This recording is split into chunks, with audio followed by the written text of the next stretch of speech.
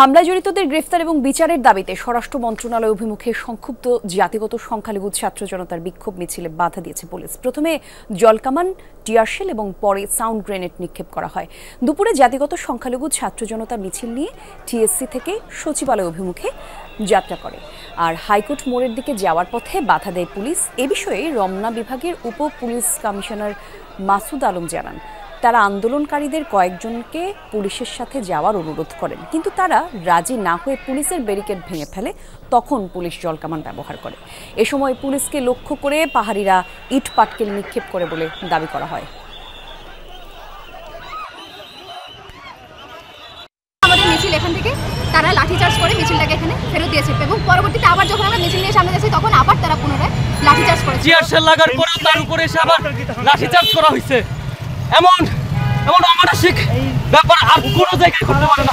দাঁড়ানোর সাথে সাথে তারা আমাদের উপরে সাউন্ড গ্রেনেড এমনকি জল কোনো উস্কানির কারণ বাদেই আমাদের উপরে শিক্ষার্থীদের উপরে হামলা শুরু করছে।